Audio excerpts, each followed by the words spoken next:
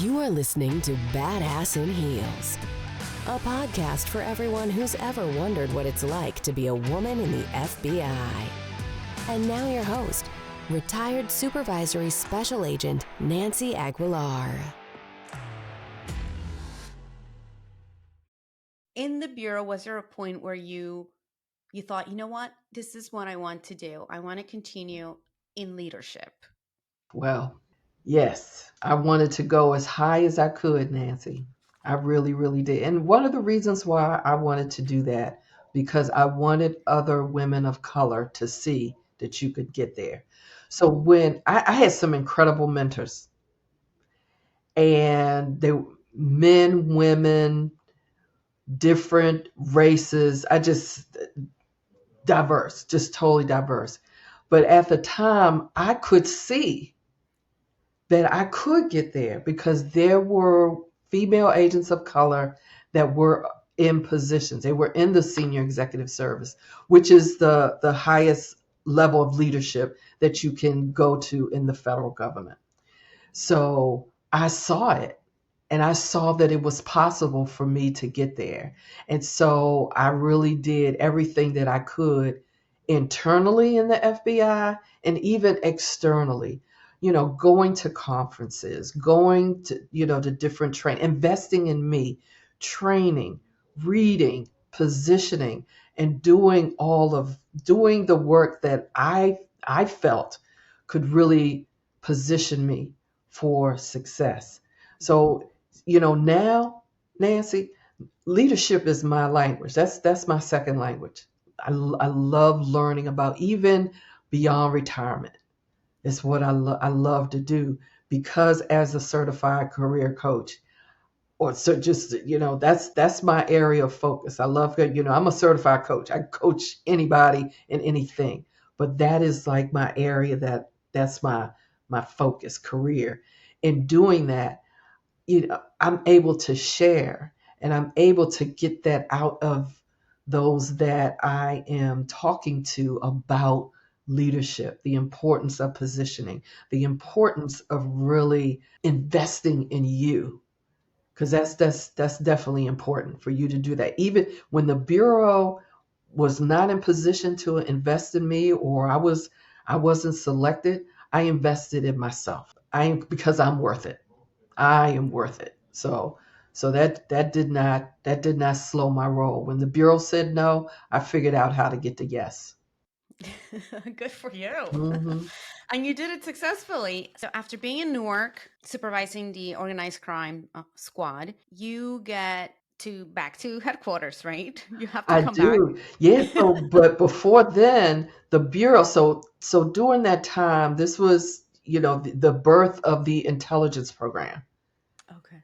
And so I was asked, the SAC says, I'd like for you to start this squad. I'd like for you to start this squad. And so that's what I did. So I worked organized crime. I had the organized crime squad.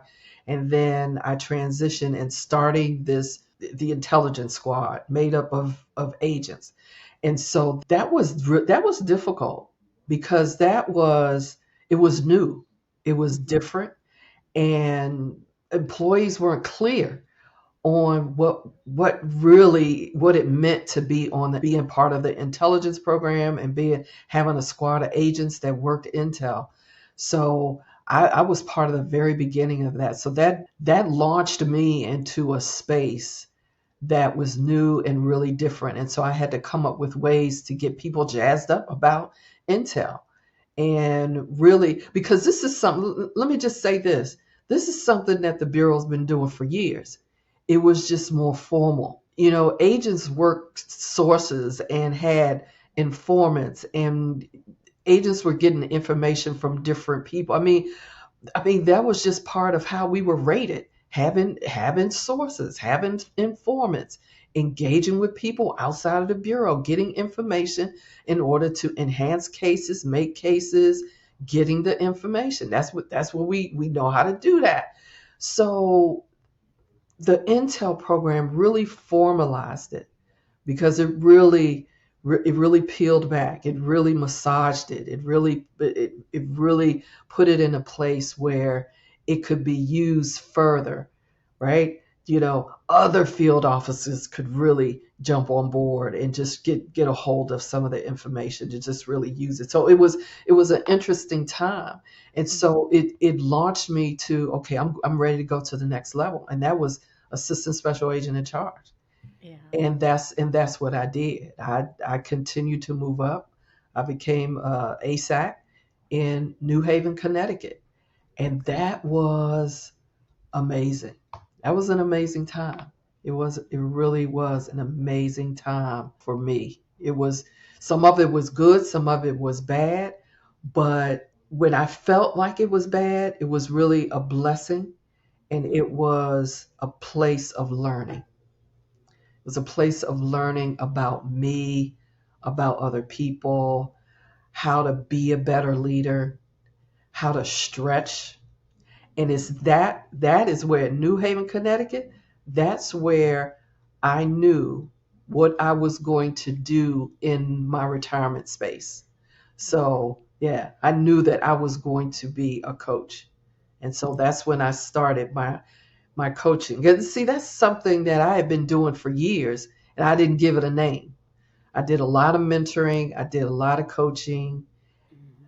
but I had a name for it. And so I was real intentional about really positioning myself and really, becoming certified and doing that and learning more about it so I could show up better as a leader, as an ASAC in Connecticut. Thanks, Rhonda. So this is a very important moment for you in your life, right? It's Yes. Yes. shaping you into what you're going to be doing Yes. for the rest of your life. Yes. And it's all based on all the things that you've done previously, of course, right? Like all Yes. those, the base, the foundation. And while you're in this position, I assume, you're getting better training to enhance those leadership skills, right? Yeah, well, not necessarily, Nancy. So, yeah, right. So it really depends on the field office. So it depends on whether the resources were there, whether the budget could support that. But see, that was the thing. I did not allow that to stop me. I was Mhm. very active in areas that other agents were not active. I was an active member of the International Association of Chiefs of Police. And so what's funny, this was real interesting to me. I remember being at a conference, at an ICP conference, and I ran into some SACs. And and I asked them, I'm like, is this your first ICP conference? They're like, yeah. And I'm like, really? This is your first conference? And I'm like, wow, I had been going to ICP. I've been an active member of ICP since, oh my gosh, since before I was a supervisor. And because I knew there was a lot of learning there. I was active in Noble, the National Organization of Black Law Enforcement Executives, and I was on the board. So I was introduced to a lot of different organizations that I knew that there was learning there that I could use. And so that's when and I started going to IACP conferences. And so there were a lot of SACs that I ran into. They didn't become active with IACP until they became SACs, which I thought was very interesting.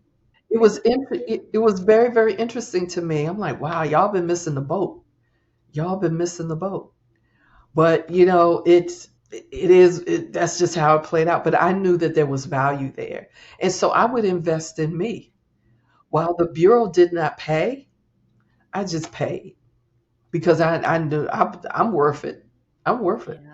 I'm worth it. So you recognized obviously your own value and you had the desire to grow your own human capital. Ah, yes. Well said. Yes. Yeah.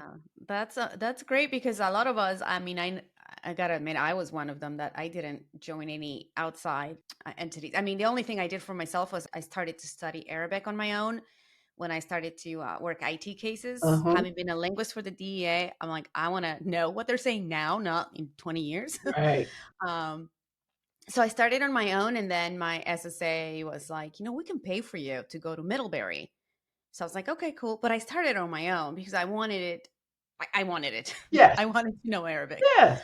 But yeah, so that's really good advice. Like if you're in the bureau now and you're not really getting a lot of training that you think could be useful for you when you're retired, just Hmm. do like what Rhonda did and start signing up for or with entities, right, that you can Yes. learn from. And Absolutely. And invest in you.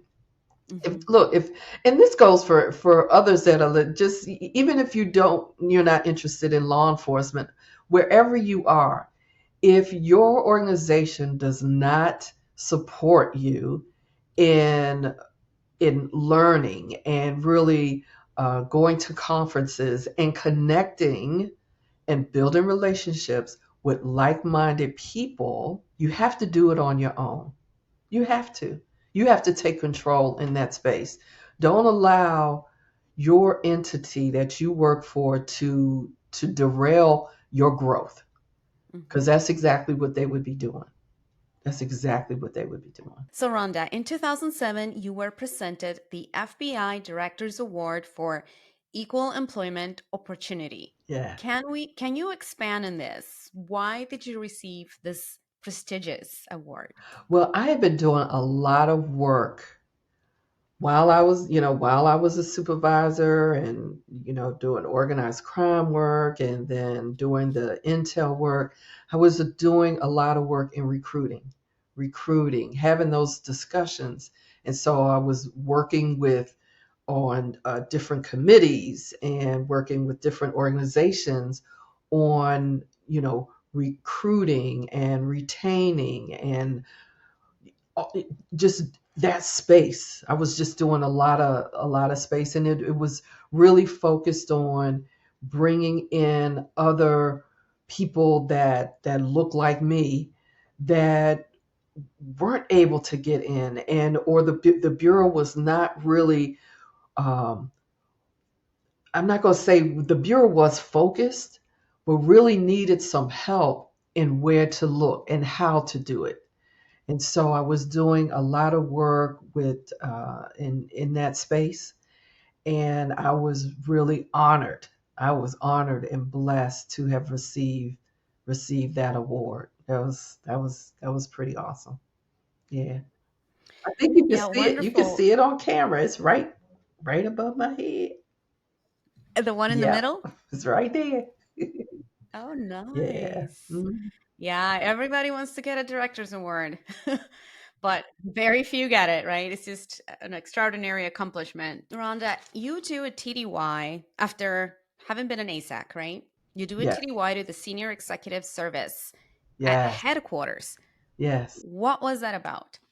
Well, I did a couple of temporary assignments in SES roles, and it was an opportunity to see what it really looked like being in that position, and whether that was going to be my next step. And so that allowed me to connect with people and get to know people and build relationships in that space. Because being a ASAC in a field office, you could feel like you on lockdown, right? Because you're there. So when those opportunities opened up, you know, I was like, yes, I'll do it. And I was getting called. People were interested. They wanted to, they wanted me to come. They wanted me. So that was good.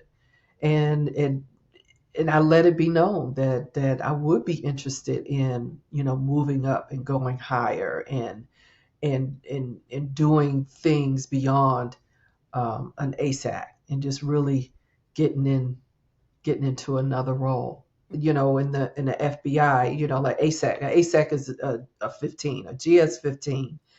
The going into that would be my next move, is to go higher, go to the senior executive service, and that would be at that section chief level. That would have been what I would have been trying to do, which I was trying to do. Mhm. You mentioned, you've went to the do a TDY for the SES program, and that you put in for, or you made it known that you wanted to pursue that path, right, as an SESer. Can you talk to us a little bit about the challenges that you may have faced when you applied, how you overcame them. Yeah, absolutely. So the challenge was I was putting in for positions, and these are senior executive service positions, and I wasn't getting any traction. And so I would get so close. Oh my gosh. I mean, I came out number one in one of the positions, and then that particular position, it was pulled and it was reposted. And what was explained to me was that a new assistant director is coming in, and they wanted to give him the opportunity to make the selection, which you know that we're not gonna we're gonna leave that right there. But the bottom line is that I did not get an SES position while I was in while I was in New Haven, because I was really trying, because that was my next step. So what I did, this is when relationships really matter. I made a phone call, and I made a call. I said, I need you to get me out of New Haven, because I knew that I had been out in New Haven for, like 5 years. And at that time, but what's interesting, I start seeing now people are staying out longer. But, I was there a long time, and I had been trying. And so I needed to get to headquarters to kind of almost reconnect, rebuild. And so that's exactly what I did. And then I just made it. And see, that's relationships. I was able to pick up the phone. I need you to get me to, and that's exactly what that person did. They got me. I was able to keep it was a lateral transfer. I was able to do some incredible things. I went to the human resources division. And I had an incredible time. And this is when things really started to click for me to really understand. When I was at the Human Resources Division, I was asked to take over the onboarding program, and it was incredible. That's one thing I tell you right now, sidebar, that is what the Bureau does, an incredible job in onboarding personnel. And when I was there, I made sure that it continued to be like an incredible experience. And I loved it. I loved that position. I was just having a good time. And so what happened to me, I I I, I was having so much fun. I did not recognize the signs. I did not move when I should have moved. I should not have, I should have gotten out of HRD and continued to move. I did not do that. And so I started putting in for positions, but what was happening, the door was closing on me to the point I could no longer put in. But let me tell you what else happened, Nancy. I have been mentoring a lot of women that look like me. And I'm in HRD doing some incredible work, working on some incredible projects. I oversaw the professional development program. I led the team on creating the cross-cultural the mentoring and sponsorship program. Incredible, just some good stuff that really impacted employees.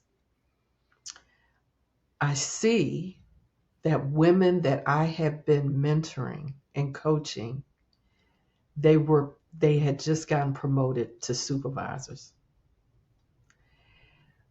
When I saw that, I got up from my desk. I went to the ladies' room.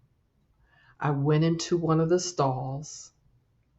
I locked that door, and I proceeded to just cry,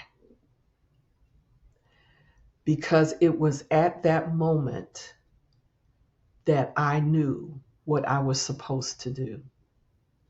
That's what God, I need you to help those women to go higher. You're not going higher. I need you right here.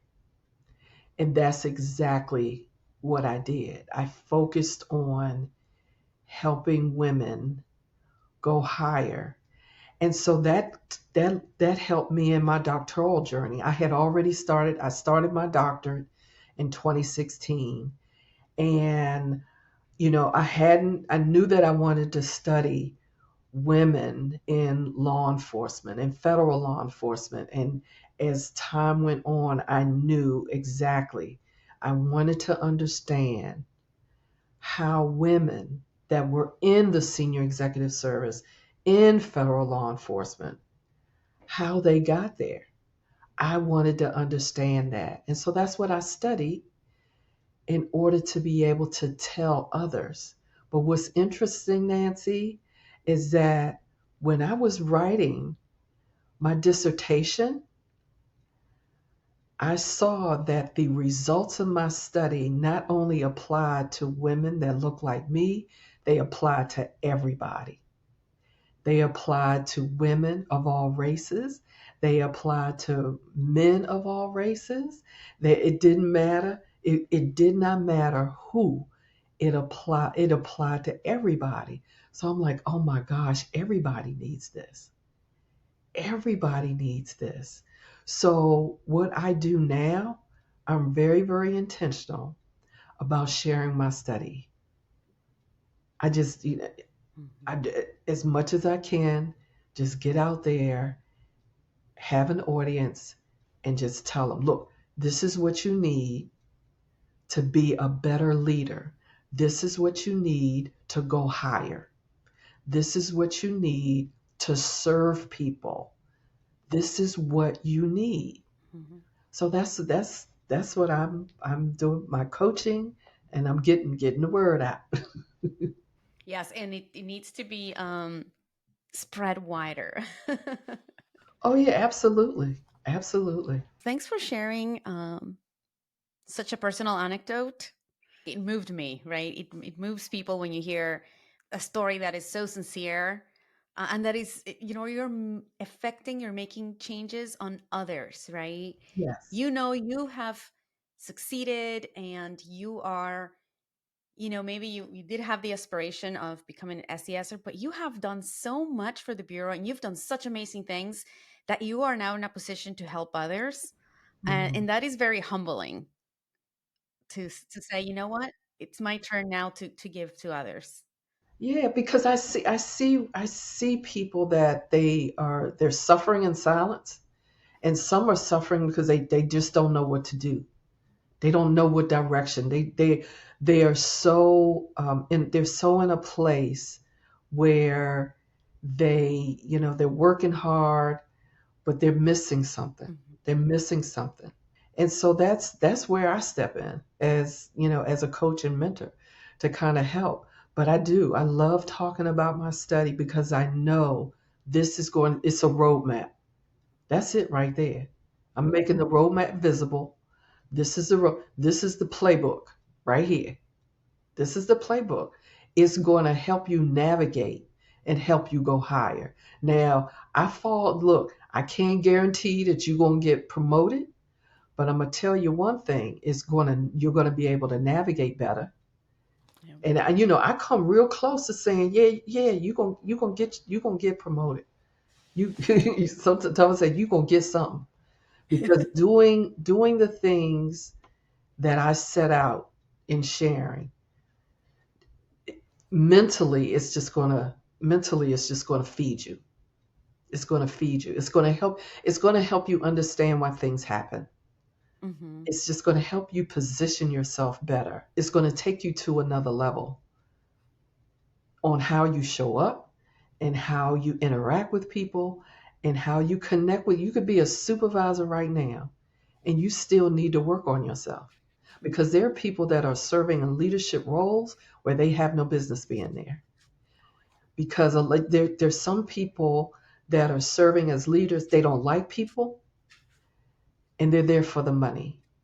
And Hmm. if that's what you're interested in doing, I get it. You want to go higher because it is extra, but understand while you're making that extra money, there's some extra responsibilities that come with you being a leader. And Mhm. you've got to understand that.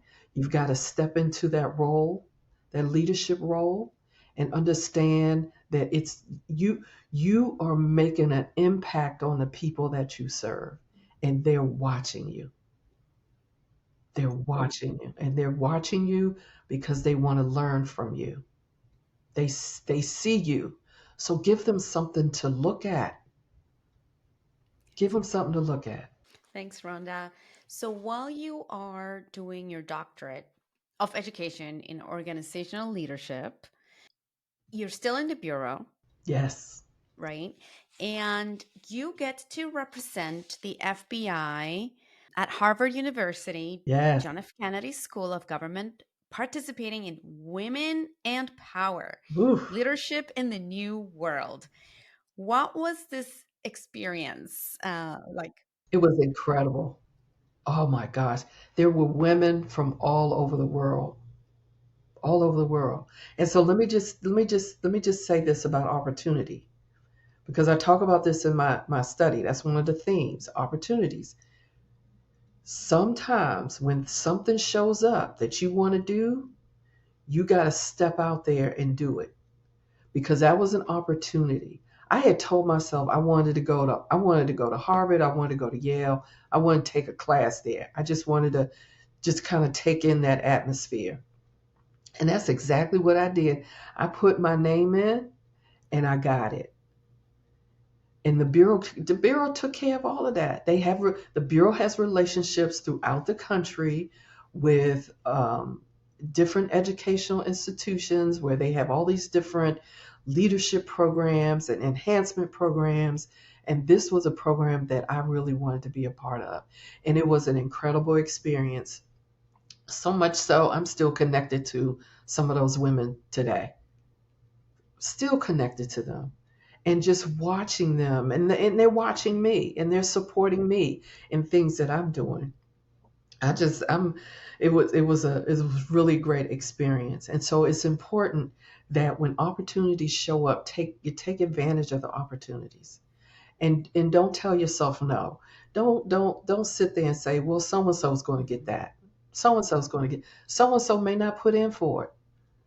So and so may decide, you know what, I'm not interested in this. And you done already told yourself no without even putting your name in the hat.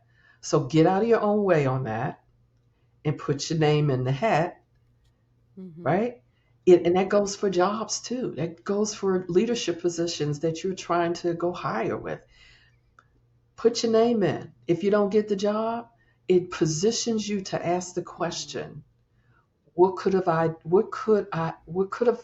done? How could I have done something differently? What to share with me? Yeah. How can I get to yes next time? I agree with you. Sometimes we're just like you just said, I'm not going to put in because they're putting in, and then neither puts in, and the job is just left for nobody. That's right. The opportunity just went goodbye. So, was this something that it was a short program, a conference, or the one at Harvard University? Yeah, it was a week. It was a week of connecting with interesting women from all over the world. This was all over the world. It was just really, really amazing Hmm. to make the connection and to really learn about leadership and about women in power, and what that looks like for women in different parts of the world. That's pretty amazing. And I'm sure you met, like you were saying, you connected with so many women, some formidable women in Yes. such positions. So Yeah. that must have been really amazing. Yeah. Oh yeah. It was amazing. It was amazing. So, continuing with your accolades, in 2017, you received an honorary doctorate in humanitarian services from the Lincoln College of New England. Yes. So, can you talk to us why you received such a distinguished recognition, or what prompted that distinguished recognition. Well, just based on just looking at my looked at, I mean, they looked at my work. They, inside the bureau and outside the bureau, just, and I was like, oh my gosh, this is incredible. And that was, I'm like, wow, that was amazing. And I was there, the first female commencement speaker. That was amazing. That was truly amazing. Yeah. Wow, I Yeah, bet but it was. that's how that came about. I'm just really really grateful. Just Mm-hmm. grateful and honored and blessed. So in 2018, you finally retired after 34 years of service. Yes. 34, a big part of your life. And you said it at the very beginning. You started right out of college, right? So you grew up, you said that yourself. You grew up in the Yes. bureau and you learned a lot. How would you describe your journey in the bureau? Up, down, uh it was a at times it was a roller coaster, but it was exhilarating and it was fun. Really, I learned about me throughout my career. I learned about the person. I learned how it's important to really invest in you, how it's important for you to change and to just do things differently. I learned about me. I really really do. And then in learning about me, I was able to learn about people Mm-hmm. and really understanding what makes them tick and what what's important to them and how that impacted the type of leader I wanted to be. Because through particularly in New Haven, I was, one of the things that I had learned that I was operating at a very stressful level where I was, because one, I was a black female serving, I was number 2 in the state, and it was important for me to do well. Mm-hmm. It was important for me to do well. And that could be some added stress that I put on myself. And I was there by myself in Connect. I didn't know anybody, so I worked a lot, Yeah. and I learned how to work in a at a stressful level. And I did not realize that until I got home that I was stressed. Mm-hmm. And so coming to headquarters, that was good for me. It was an opportunity. It was awesome, and it really set the stage for where I am now and what I'm doing now and how to help others see where you need to move. Mm-hmm. You don't have to stay where you are, because I'm telling you, Nancy, when I was working and doing that work with the onboarding program, while I was loving it, it was time to go. It was time to move to another area. It was time to get back into operations. It was really time to do that. But I was loving this because I was making an impact down at Quantico. I was making an impact on the employees in the human resources division. I was making an impact in all these different places, but I didn't move. And that's when that door closed.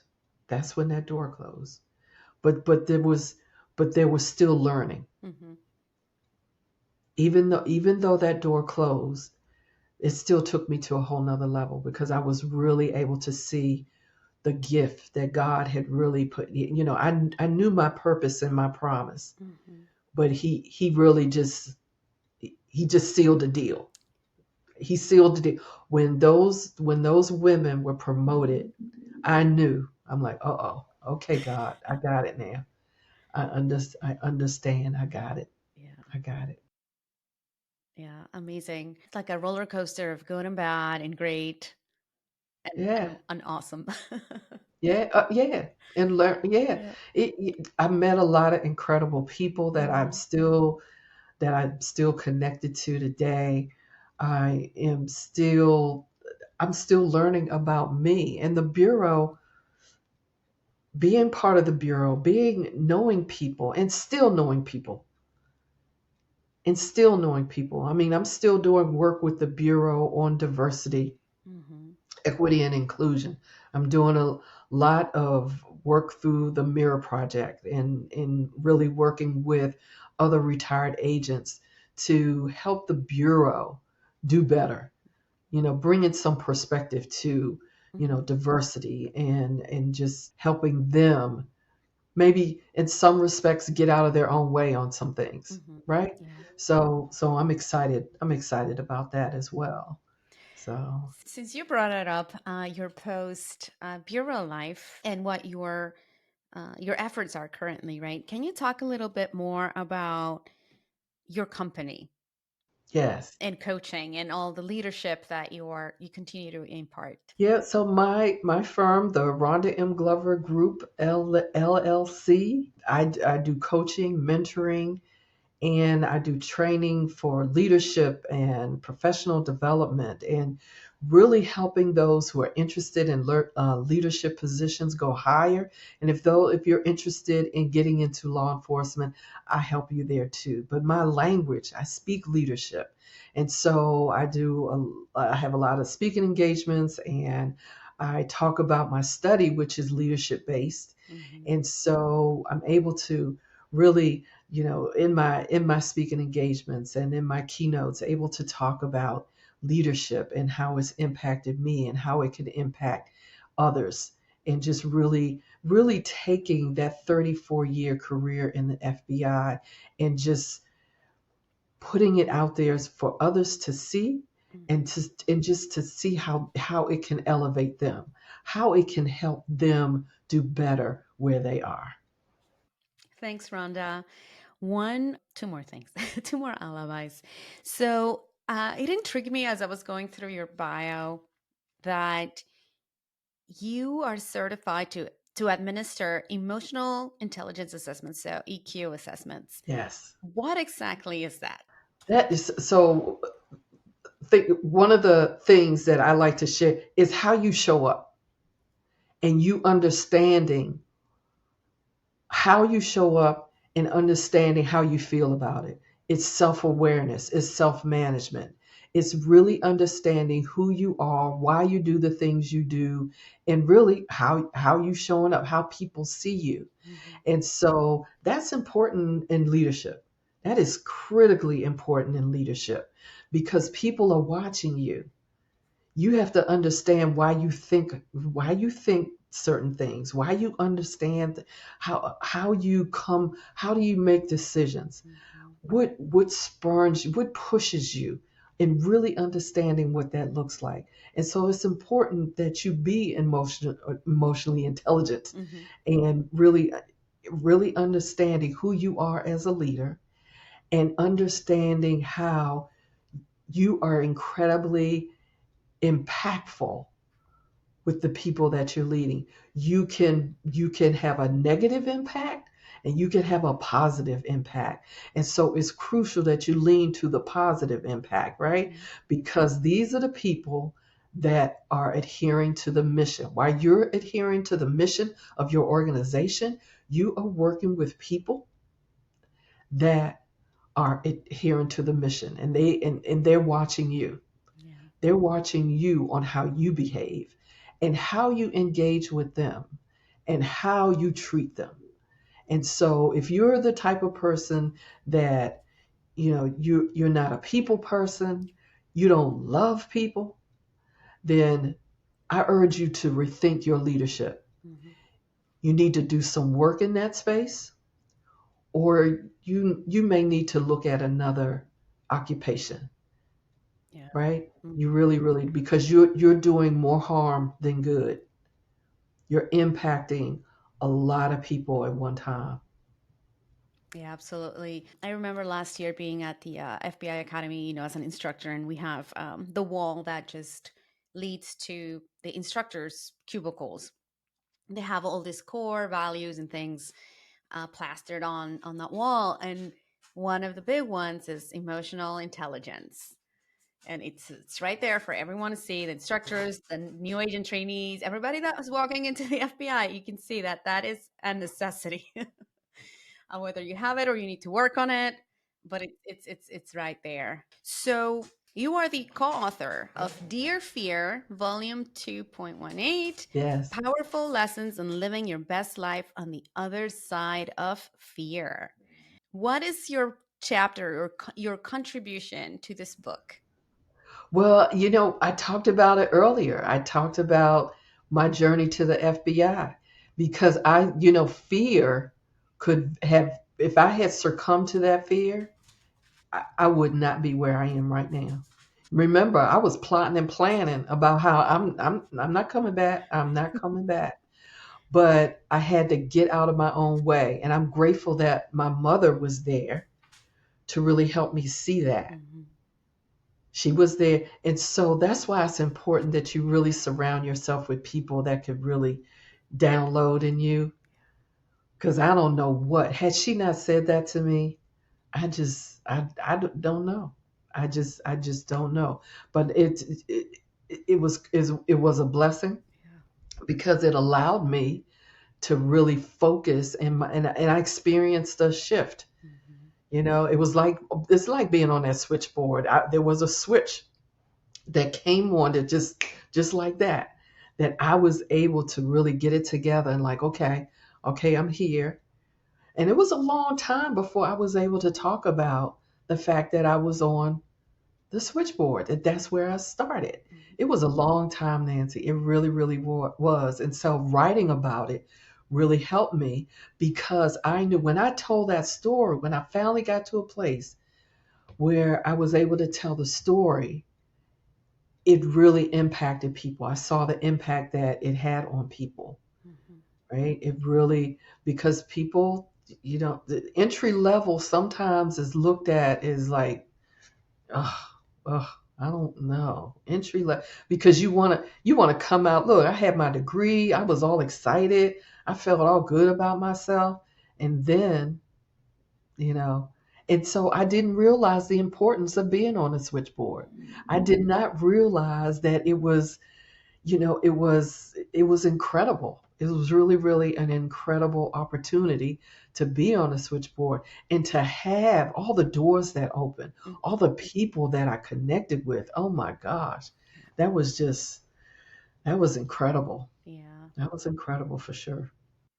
No, I bet it was difficult to, yeah, like you said, it took you a while to be able to put it down on paper and share it with the world, right? Absolutely. It's like you're accepting this happened. And it was a great opportunity. And you said it, if your mom hadn't said it in such a nice way, people like your voice. They must like your voice. Perhaps you wouldn't be talking to me today. Like your path in life would have been completely different. Right, exactly. Or maybe still here, but it would have been a detour. So, Right, right. And it would have been, I could have kept the job and my attitude was bad. mhm, yeah. So if you're doing something and you're doing it with your attitude bad, how do you expect someone to give you an opportunity? Mhm. How do you expect someone to open a door for you? How do you expect someone to sponsor you? And so what sponsorship is, someone saying your name in rooms that you do not have access to, Mhm. someone saying your name, what they're saying about you. She got a bad attitude. You don't want her. Yeah, absolutely. Hmm. That's what they're saying. And I've seen women at the FBI that I'm not gonna name, but they have a bad attitude, and everywhere they go, they have a bad experience, Hmm. and they're complaining. And I'm thinking, are you sure it's not you?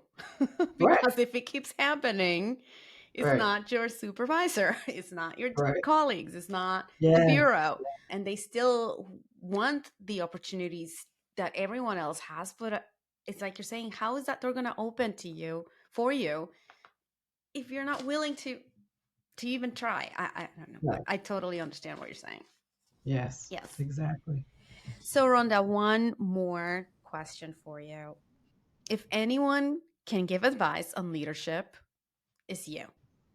What advice would you give an FBI woman who has been promoted to as a supervisory special agent, SSA, and in the back of her head is thinking, I want to climb the ladder? Couple things they need to continue. This. Oh my gosh, Nancy, there's so much I could say. Oh my God, it really, really is. Let me just there were. Let me just pull from my themes. Just give you like three. Mm-hmm. Confidence. If there are areas where you lack confidence, you have to figure out what you need to do in order to build your confidence and be very, very intentional about that. There's no, you know who you are. You know you need to write better. You know you need to get out in front of people and speak, and you sweat and your voice shakes. I say that because that's what happened to me, Nancy. I had to join Toastmasters to help me with that. And so anything, any area, but firearms, we talked about that earlier. You have to practice. You have to do better. If you know that you have a space where you're not doing well, then you want to take advantage of that and connect with your people. It's important to connect with your people. They want you, everybody, they want to see you do well because you doing well, they're going to be able to do well. They don't want to have a leader that's not happy. So really communicate with your people. That is really, really important. Communicating with your people, understanding what their needs are, understanding that you can help them get satisfied where they are because you're the leader. They're looking to you to help them do that because you're the leader. You want to build relationships. Stay away from networking. It's not about networking, Nancy. It's about building those relationships. It's making those really, really awesome connections and really being able to be in position when you can pick up the phone. And if you need to lean on somebody, you'll be able to do that. So just build those relationships. Learn, have be able to shift in being in a place of learning. Because see, I'm still learning. I still go to conferences. I still am involved in organizations. I'm still reading articles and books and going to seminars and really doing all of that work. I'm still doing that. I'm retired, but I love leadership. I'm having fun because let me tell you, my intention for 2023 and beyond is to know what I don't know, learn it, and share it. Mm-hmm. If I don't know it, I'm going to learn it and I'm going to share it. I'm telling it all, just like me telling everything about my study. Do some of those things. Really get mentors. If you don't have a mentor, definitely get a mentor. And if the person you selected that you believe would make a great mentor, they don't show up for you, don't let that derail you. Don't let that stop you. Because that almost stopped me. But I'm like, no, I'm not, I'm just gonna keep going. I'm gonna find somebody that's gonna be able to help me do better, help me get out of my own way, and just really help me go to the next level. Mm-hmm. So those are just some of the things I could just, you know what, Nancy, that's a whole nother hour and a half that I could really get into talking about some of the things that some women, and not just women, men too, Mm-hmm. what they need to do. This is what they need. Is I'm telling you, it's the playbook. I got it. I got the playbook. Thank you, Rhonda. No, I truly appreciate your advice, and I'm sure the listeners as well. I truly enjoyed our conversation. It was so great to get to know Oh yeah. you more in depth. Truly appreciative of everything that you shared with us today. Very entertaining, educational, inspirational, motivational, the whole shebang. I loved our conversation. So thank you so much for taking time this morning to speak with me and share your story with my listeners. It was my honor. It was definitely my honor, and thank you for inviting me. Of It was course. incredible. Thank you. Thank you.